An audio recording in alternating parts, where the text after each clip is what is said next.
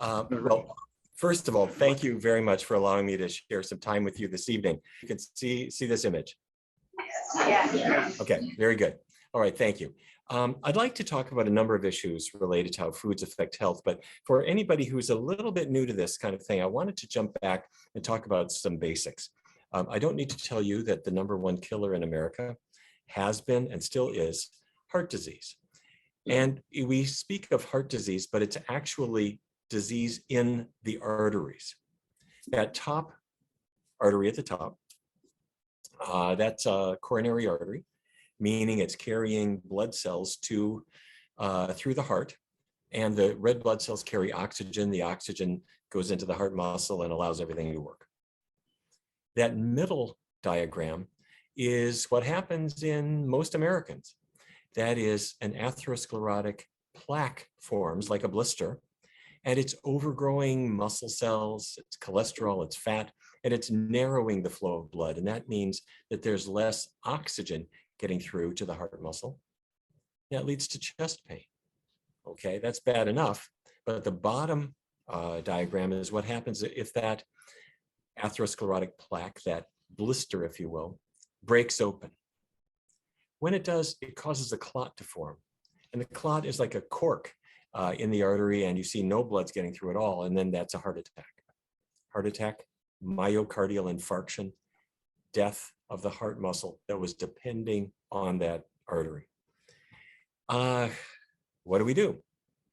Well, we can take medications, we can have stents, we can have bypass surgery. But in 1990, Dr. Dean Ornish published the results of a study where his goal was to not see if you could slow down that process. His goal was to see if you could reverse it. And that was something that people didn't really think of as possible. And to do it, he didn't use medication and he didn't use surgery. He used just what we would call diet and lifestyle changes. Vegetarian diet. Now, why a vegetarian diet for heart patients? Why would you do that? Well, okay, no cholesterol. Cholesterol is in animal products. If you avoid the animal products, there's basically no cholesterol in your diet anymore. Animal fat, obviously, is in animal products. If you eliminate the animal products, that's gone too. Okay, great. He also said, let's lace up our sneakers, have a half-hour walk every day, manage stress, which is why he didn't do the study here in Washington, D.C., and avoid tobacco. That was the whole program. There was no use of surgery, angioplasty, not even any cholesterol-lowering drugs. A year later, the results were phenomenal. Cholesterol dropped 24%. LDL, or bad cholesterol, dropped 37%. Your average person had lost 22 pounds. That wasn't the goal, but that's what happened. And everyone had an angiogram, an X-ray of the heart. And you could see that the arteries were actually starting to reopen again, so much that you could see a measurable difference in 82% of patients. And all this without angioplasty, without stents, without even cholesterol-lowering drugs. Let me show you an image. This is an angiogram. That's the left anterior descending artery. As you can see, it's all crinkly and narrowed. It's supposed to be a nice curvy shape. It's all crinkly because atherosclerosis has narrowed it. We call that in medicine, when we're talking to our colleagues, we call that the widowmaker. That's a really badly diseased artery. And this artery was actually in the chest of a surgeon who had been operating on other people, but he had heart disease himself. And the diseased part of that artery is so long, he couldn't have a stent. A stent is a little tiny pipe that you insert to try to keep it open. The disease was too extensive, wouldn't work. He also could not tolerate statin medications, these cholesterol medications. So what was his choice? He went on a completely vegan diet, meaning no animal products at all, kept oils very low. 32 months later, let me show you that same artery. Now, if the little photo strip on the right-hand side, if that's in the way, I want you to minimize that or drag it out of the way or something like that so you can see that. The artery has retrieved its original configuration. Now, you cut your hand, your skin will heal. We take that as a given. You break a bone, the bone will heal. The cast doesn't heal you, it just holds you still. But an artery? Can a diseased artery heal? The answer is yes. But a cut hand can't heal if you keep picking at the injury, and a broken bone won't heal if it wobbles around because the cast is not sturdy.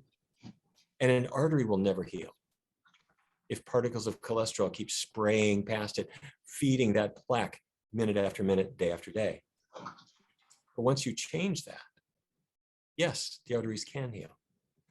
So let me walk you through this a little bit. These are animal products. They've all got cholesterol. That cholesterol, those are the little irritants that cause that plaque to form. And they all have saturated fat. That's bad fat, solid fat, fat like Crisco is the way it looks. It's solid fat, bacon grease.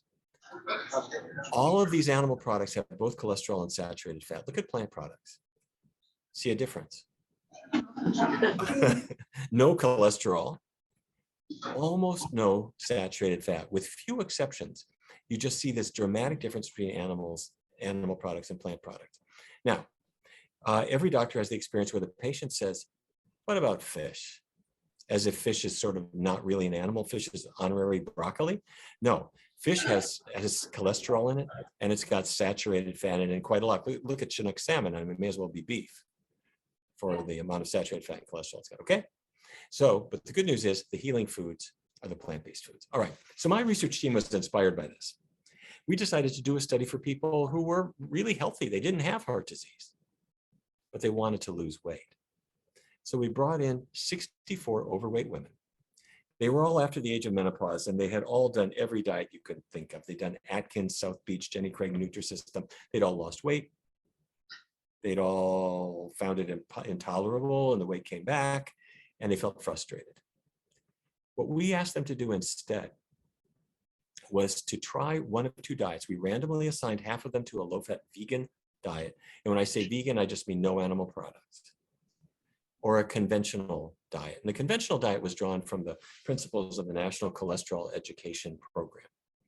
And we asked them not to change their exercise because we wanted to focus on just diet alone and nothing else.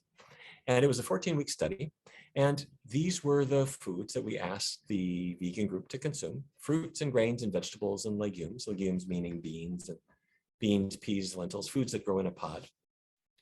There were no calorie limits, no carbohydrate limits, no portion limits, and they were not changing their exercise. And our participants, I have to say, were horrified to discover that we were going to have them eat carbohydrate, like pancakes and linguine and foods that they thought were going to be really fattening, because there was no limit on what they could eat, really, as long as if it was qualitatively a vegan diet, quantities, whatever they wanted. And one of our participants happened to discover, after 3 or 4 weeks, that there are candies that are vegan. Not necessarily the best choice, but if you look at the label, there's no animal products and no added fat. So I guess we sort of reluctantly said, I guess that's not a violation of our research protocol. Anyway, our Twizzler-fueled low-fat vegan participants lost some weight. After about 14 weeks, they had lost almost 13 pounds, not quite a pound per week. The group on the conventional diet, National Cholesterol Education Program diet, lost about 8 pounds. But what happened as time went on is the control group put that weight back on, but the people in the plant-based group never did. The point is that if you're eating to satiety and you're eating the foods that you want, but the foods are healthful foods, there's no reason why the weight should come back on. Now, in 2003, the National Institutes of Health gave our research team a grant and said, okay, heart disease, that's one thing. Weight loss is another thing. Type 2 diabetes is emerging as an epidemic. What can we do for that? We brought in a group of people, and half of them went on a conventional diabetes diet, a portion-controlled diet. The other half went on a completely plant-based diet. Let me show you what these diets consisted of. The portion-controlled diet is exactly what just about every clinic in America was using at the time, and a lot of them still are. What they say is, you need to limit calories. You're overweight. You need to lose weight. The only way to do that is to eat less. So the dietitian looks the patient in the eye and says, you're eating about 1,800 calories a day normally. Here's a menu. It adds up to only 1,300, and this is what you're going to eat. The patient looks at these skimpy portions and says, how long do I have to do this for? And the dietitian says, until you're at your ideal weight. Okay, hold that thought. The second step is to keep carbohydrates steady. The theory is that diabetes means you have too much sugar in your blood, and sugar comes from starch and from sugars that you might eat.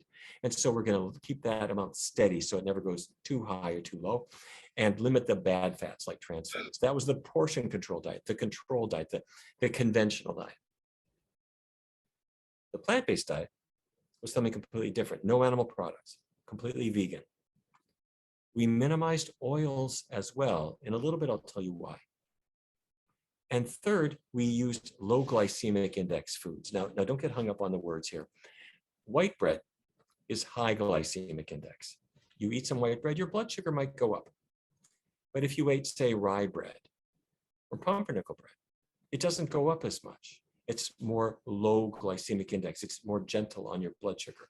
And beans, lentils, fruit are low glycemic index foods. So our patients were not, in the plant-based group, not limiting portions or carbohydrates at all, not limiting calories at all. They ate as much as they want, but no animal products, minimal oils, favoring the low glycemic index foods like fruits and beans and that kind of stuff. Okay, let me cut to the chase. What we track is A1C. Is that a familiar term to everybody? Or if not, A1C is a measure of your blood sugar control. It shows how well you've been controlled for the preceding 12 weeks or so. And we want it below 7 for our people with diabetes. The red line here is the individuals on the portion control diet, the control diet. And they had a good drop of about 0.4 absolute percentage points. That's good. The blue line is the people on the vegan diet, the plant-based diet. And they had a drop of 1.2 absolute percentage points. In other words, 3 times better drop than the other group. And this is without limiting carbs, eating more carbs than they were eating before, without limiting portions, without limiting calories. Now, let me explain to you why this works. And if anybody's texting or doing something else, let me have your full attention for the next 90 seconds, because I want to share with you the cause of type 2 diabetes, because I promise you, you'll talk to other people, they have never heard what I'm about to tell you. And your doctor may not have either. This oval is a muscle cell. I could stick a needle in a muscle, just pull out one cell and that's it. This is a muscle cell. And muscle cells have a fuel, and that fuel is glucose. Glucose is in the blood. It arrives at that cell, and it needs to get inside the cell to give it power. Problem is, the glucose cannot penetrate that cell membrane. It won't go inside. It just stays outside. But you have a key. The key is called insulin.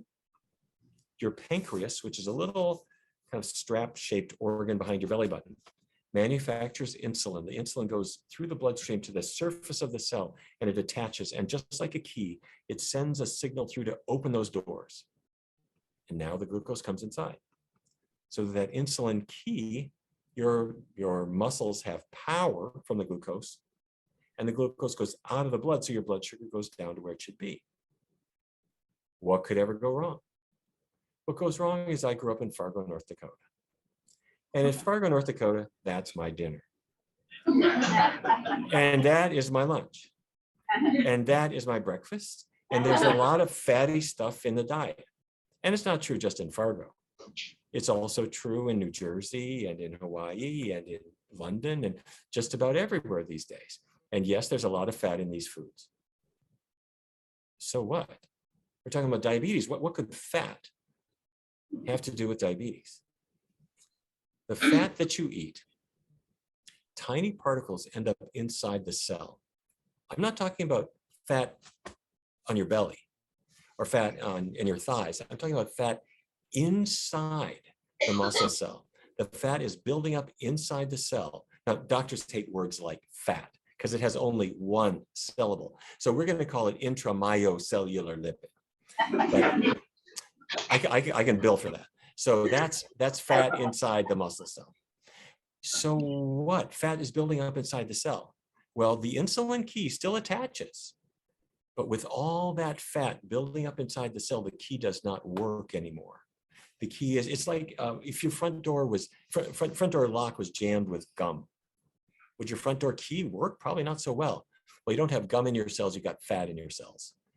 Chicken fat, beef fat, fryer grease, gumming up the works. What can I do? What I can do is join a research study that says vegan diet, which has no animal fat at all, right? And it says keep the oils low too. Now there's not much of any kind of fat in the diet. And if I follow that kind of diet, the fat inside the cell starts to dissipate. And when it goes away, the insulin key resumes its function. The insulin resistance is now replaced by insulin sensitivity. That cell is responding again. And now the glucose can come inside and everybody's happy. Am I saying that diabetes can improve? Can it even go away? When I was in medical school, the answer was that couldn't be true. Now that we've done the research, we see this every single day. Okay, come with me to Yale University, New Haven, Connecticut. Kit Peterson, Jerry Schulman and their team brought in 26 healthy volunteers. Everybody was thin and healthy, but they had a parent or a grandparent with diabetes. In the research laboratory, they were given a glucose tolerance test. Any of you ever have a glucose tolerance test? Give you a little cup filled with syrup. It's a glucose solution. You drink it down, 75 grams, and then your blood sugar goes up, but hopefully your blood sugar comes back down because your insulin will put it into the cells. You're insulin sensitive, you're healthy. That's good. But sometimes you drink all that syrup and your blood sugar goes up and it just stays up because your insulin can't get it out of the blood into the cell. You're insulin resistant. Well, some of these volunteers were insulin sensitive, others were insulin resistant. Let's look at them. First of all, they're young people, 28 years old, 26 years old, young people. What about their body weight? Are they heavy or no? I don't think so. They're pretty skinny. Do they have diabetes? Nope. Those A1C values, 5.1, 5.2, that's like a teenager. Those are great. Now let's get on the elevator. We're going down to the basement.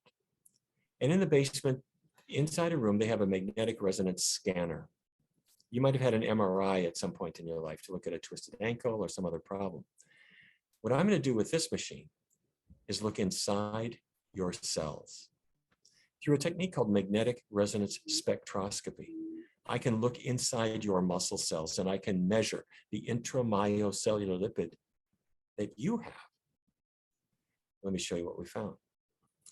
Every dot here is a person. So looking on the left of the slide, every dot is a person, and that's the amount of intramyocellular lipid, the amount of fat inside the muscle cells that each person had. These are the insulin sensitive participants. These are the insulin resistant participants. As you can see, they got fat inside their cells. That's making them resistant to insulin. Let's go a step further. You remember from high school biology? Do you remember the mitochondria? Those are little tiny organelles inside your muscle cells and inside other cells. They are the little furnaces that turn fuel into energy. And each dot here is a person on the right-hand side of your slide. And these are the insulin sensitive subjects. They've got a lot of mitochondria doing their job, giving you energy. This is the mitochondrial activity of the insulin resistant subjects. It's suppressed. What am I saying? I'm saying these are young people. They are thin. They don't have diabetes.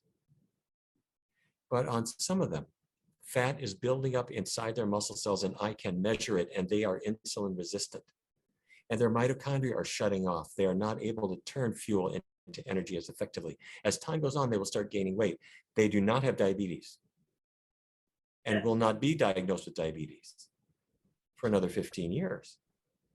And then at that point, they will be diagnosed with diabetes and the doctor will explain to them that I guess it's all just genetics and maybe you should eat less sugar. And the doctor will never explain to them that this is caused by the buildup of the intramyocellular lipid fat inside your muscle cells that stopped your insulin from working. And I can get it working again if we change our diet. They will never get off their medications. They will never get rid of this disease. and they will die 10 to 15 years earlier than their friends who didn't have diabetes. That's the standard of practice in America right now. We can change that because our research and that of many other people has corroborated that when we change our diets, we can change the intramyocellular lipid, we can change insulin resistance into insulin sensitivity, and we can turn this disease around. And the sooner we get to that patient, the better off they will be. If their pancreas has been beaten up by 20, 30, 40 years of a bad diet, it may not be able to be entirely reversed, but it's never too late to start and to see how far we can go. Now, if we talk to our friends about this, I'll say diabetes. It's caused by soda. It's caused by sugar. Sugar is the problem. And the patient who has diabetes will believe that firmly because when they drink a soda or eat sugar from any source, their blood sugar goes right up. So they're thinking that's the cause of the disease. And they would have gotten some support for that idea by an analysis in the British Medical Journal in 2015.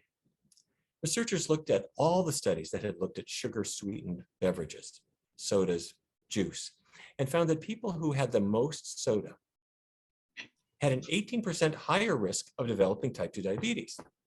Now, even if you adjust for adiposity, for body weight, you still see the same thing. You got higher, more soda, more diabetes. Wait a minute. The researchers looked at one other thing. They looked at people who had sodas that didn't have sugar in them, artificially sweetened sodas, and found that they raised diabetes risk too, even if you adjust for body fat. Wait a minute, wait. If diabetes is caused by having sugar, why is it that a soda causes diabetes or is associated with diabetes, even if it doesn't have sugar in it? Fast forward, 2017, researchers redid this meta-analysis, and they look now not just at soda, but at every kind of sugar, fruit sugar, natural sugars of other kinds, as well as sodas and every kind of sugar. What they found is that the total amount of sugar that you consumed, actually the more sugar was associated with reduced diabetes risk. Fructose, which is one kind of sugar associated with a slight increase, sucrose, table sugar, associated with a significant decrease. Wait a minute. Researchers now found that sugars in general really weren't causing diabetes. How does this fit together? What we believe is happening is that sodas are served with cheese. Look at these two meals. Now, you can look at that and say, that is a terrible meal. That is an unhealthy meal. Look at that soda. If you just get rid of that soda, that'd be a healthy meal. Well, imagine taking that hamburger, that cheeseburger, and the French fries and squeezing all the fat out of them and putting that fat inside your muscle cells. Do you think your insulin's going to be able to work anymore? Take those chicken drumsticks, wring the fat out of them, jam that into your muscle cells and see how you do, and then blame the soda. Now, don't get me wrong. Soda is not health food, even if it's called something like Dr. Pepper. I'm not suggesting that it's healthy, but it's not the cause of diabetes. The cause of diabetes is the buildup of fat inside muscle and liver cells causing insulin to not work, and we can turn that around. Okay, the doctor says, true enough, we need to change our diet. How are we going to do that? Well, how about a Mediterranean diet? That's just what you need. No need to do a plant-based diet. Well, I don't know. A Mediterranean diet sounds pretty appealing. Who cares what you're eating? We're going to be on the coast of Tuscany driving along in the sunset. So yeah, I got to tell you, it's a very easy sell. If you recommend a Mediterranean diet from a doctor to a patient, the patient will say, great, I'm in. How well does it work? Our research team published this study a year or two ago, where we brought in people who were overweight, 62 of them. They all wanted to lose weight, and they were randomly assigned to either a Mediterranean diet or a vegan diet. And then after 16 weeks, they took a pause of 4 weeks and then started the opposite diet. So the Mediterranean group then went vegan. The people who had been doing a vegan diet then went Mediterranean, and we tracked how they did. Let me share with you the method. We hired registered dietitians who followed and taught and believed in their respective diets. a registered dietitian who followed a Mediterranean diet, she taught it, and another registered dietitian who believed in a vegan diet. And every week, everyone got together and we made sure that they could really get the support they needed to follow their diets. This is body weight. The Mediterranean group is in tan, and they lost a little bit of weight. At first, I have to tell you, they were thrilled because they thought, this is a really lovely diet. I can eat fish and a little bit of chicken and maybe some dairy products, and I can pour olive oil on top of my salads, and except not really losing weight like I hoped. The green line is the vegan group. Now, at first they were worried. They thought a vegan diet meant they had to acquire a taste for folk music. Or maybe I have to wear tie-dye or something. But after about 10 days or 12 days, they discovered that all those myths fell away, and they discovered a vegan diet felt healthy. And the scale said, you know, it is healthy. And they lost weight really quickly. Okay, 16 weeks went by, stop. We asked everybody to take a pause of 4 weeks and eat anything they wanted to, which they did. And then they switched diets. The Mediterranean group now went vegan, and suddenly they started to lose weight. But the remarkable thing was the group that had been following a vegan diet and now was asked by our team to start a Mediterranean diet. They were a little upset because they had said, I've lost my taste for chicken wings. I don't really need that stuff. And they started putting on the weight. And as time went on, they thought, what kind of crazy diet is this that has fatty animal products in it that are just showing up on the scale? I don't want this anymore. And they couldn't wait for the study to be over to go back to the diet that was completely plant-based, that they'd come to appreciate. Now, cholesterol. Total cholesterol dropped in both groups, about 3 points in the Mediterranean group, a little more than 18 points in the vegan group. And LDL, or bad cholesterol, again, dropped substantially more in the plant-based group. 0.5 compared to 15.3. Now with blood pressure, both groups had an effective drop in blood pressure. And here there was an advantage for the Mediterranean group. We don't know why, but they did have a slightly greater drop of both systolic and diastolic blood pressure. It might have, some people speculate it has to do with certain compounds in the olive oil. We don't know, but there was an advantage. However, the moral of the story is, if a person is looking to lose weight, a Mediterranean diet will not achieve that. If they're looking to lower their cholesterol, it won't achieve that either. A healthful diet, in our view, is fruits and grains, legumes, vegetables, and all the foods that they can turn into, plus vitamin B12. You probably know about this already. Vitamin B12 is important. It's important for healthy blood cells, healthy nerves, and you don't need much. You need 2.4 micrograms per day. And frankly, everybody ought to be supplementing vitamin B12, no matter what kind of diet you follow, because a lot of people run low. Whether you're on a vegan diet, which theoretically doesn't have B12 in it, you need to supplement. But a meat-based diet, many people run low because if they have low stomach acid, if they are on metformin, if they're on acid-blocking drugs, there's a lot of reasons why people run low. So I recommend a B12 supplement for everybody. But if a person comes into, say, our clinic, the Barnard Medical Center, which some people join us live in person, or others join us by telemedicine. Some of you may have done that. They want to change their diet. What we have discovered is we can't just explain the diet, because logic plays almost no role in human behavior. I'm sorry to tell you. You know this is true. When you get out of bed in the morning, does logic take over and you think, I'm going to have a healthy breakfast with, I say, maybe 6 or 7 grams of fiber and how much beta carotene I need? No, you don't do that. We make our choices based on what I'm going to call noise, advertising, things in the media, or what our culture tells us, what we grew up with, what our friends eat, or wishful thinking, or money, or addictions. All of these things affect what we do, and logic doesn't play much of a role. And we've discovered that even when you explain things very clearly, it doesn't necessarily work. Let me show you the neurology of that. This is the human brain. The doctor is talking to a patient, or you might be talking to a friend, and you might say, a plant-based diet is great. It's really helpful for you. You might want to try it. And when you say this to a person, the ideatron in their brain, you know about this organ, right? The ideatron gives them an idea, like, I might try a plant-based diet. Unfortunately, these ideas that are generated irritate the famiglia, which then triggers the don't do-atory gland to release endorphins.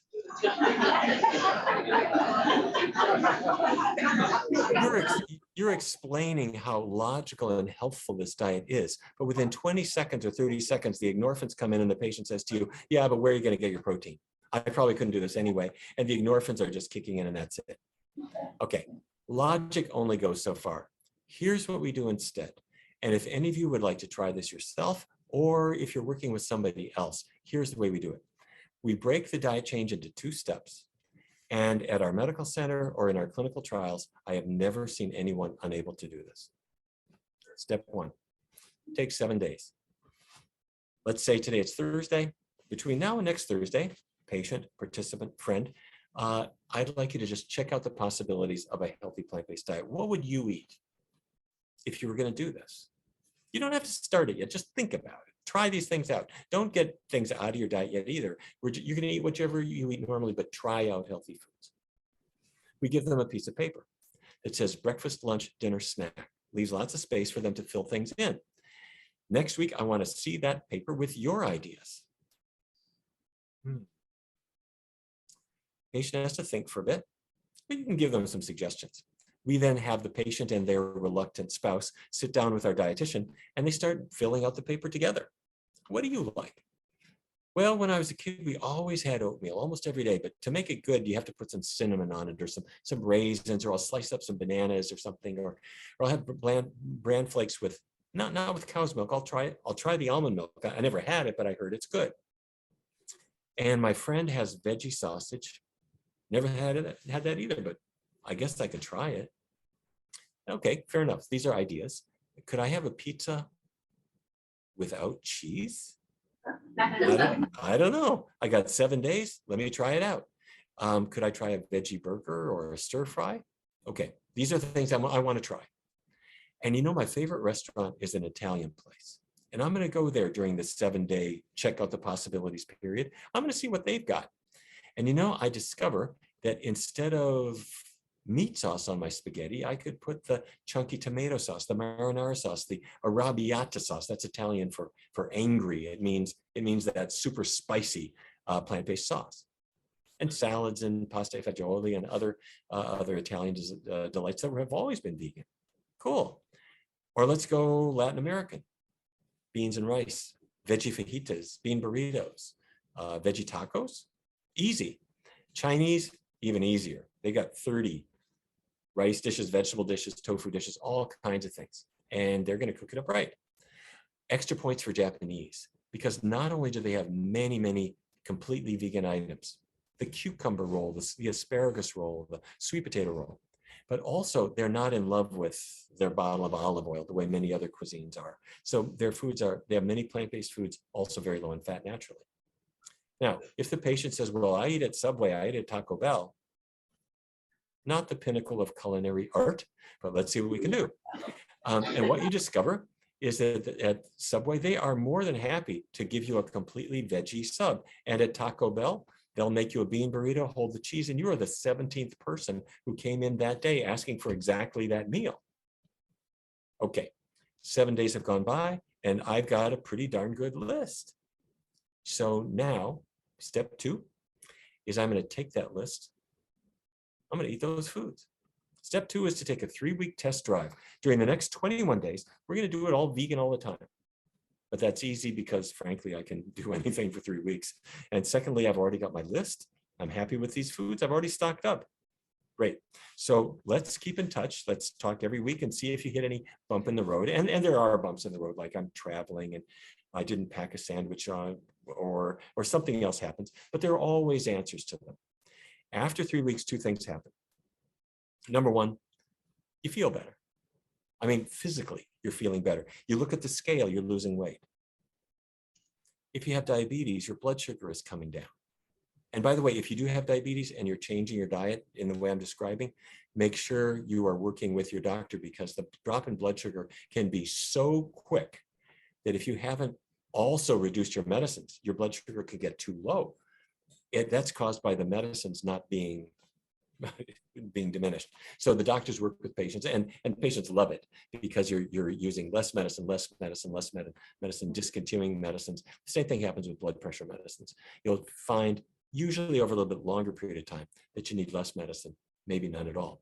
Don't throw your medicines in the trash. Work with your doctor to discontinue them if and when the time is right. This is my latest book that I want to brag about for a minute. It's called Your Body in Balance. When we were doing our research studies, we discovered that diabetes is something that could be reversed.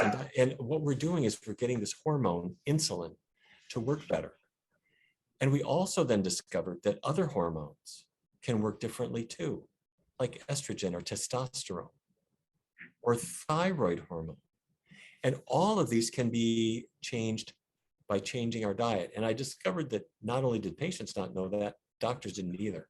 So I wanted to put this together as a little bit of an owner's manual, how to make your hormones work again. So Lindsay Nixon made the recipes, and these are some of her recipes.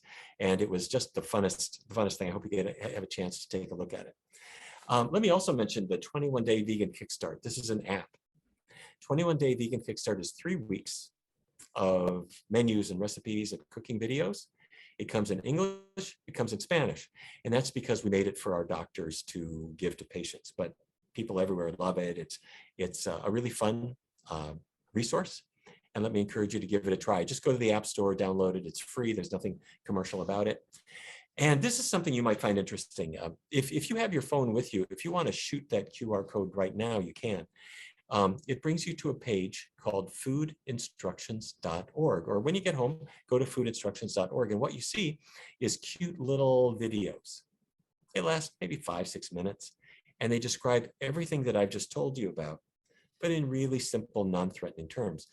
And what we do with this is that piece of paper that you see on the left, that's at the checkout desk of Barnard Medical Center.